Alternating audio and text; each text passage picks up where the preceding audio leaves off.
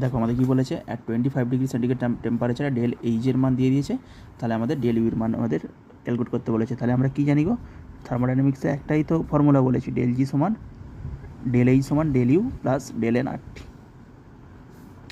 সিস্টেমের এটা এনথালপি, এটা সিস্টেমের ইন্টারনাল এনার্জি, এটা ডেল এনার্জি।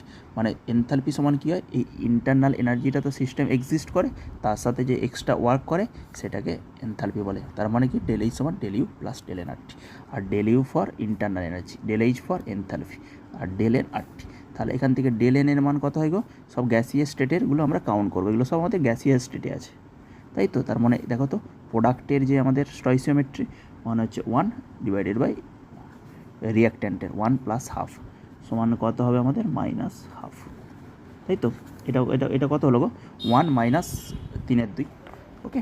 তাহলে -হাফ, তাহলে এর জন্য কত হলো, ডেল এইচের মান আমাদের এখানে দিয়ে দেওয়া আছে 282.85 কিলোজুল মোল ইনভার্স।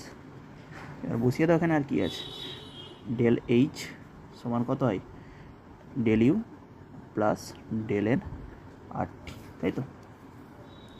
তাহলে আমাদের কত আসবে, -282.85 যে জিরো আছে, এটা কিলো জুলে যদি আমি করি এটাকে, তাহলে পয়েন্টটা একবারে তুলে দিচ্ছি, তাহলে জুল মোল ইনভার্স হয়ে গেল। কিলো জুল মোল ইনভার্স, এটা 10⁻³ করে দিলে এই কিলো জুলটা থেকে আমরা একবারে জুল করে নিলাম, জুল মোল ইনভার্স, তাই তো। Del U minus half, del U minus half মানে হচ্ছে এই হাফটা, আর আর এর মান কত হয়, 8.314 জুল মোল কেলভিন ইনভার্সে। জুল মোল কেলভিন ইনভার্সে একটাই ভ্যালু হয় 8.314 ইন্টু 298 টেম্পারেচার, তাই তো। তাহলে এখান থেকে ডেল ইউ সমান কত আসবে, অ্যাপ্রক্সিমেট 281 কাছাকাছি আসবে, এবং কিলো জুল মোল ইনভার্সে আসবে, তাই তো, কিলো জুল মোল পার মোল।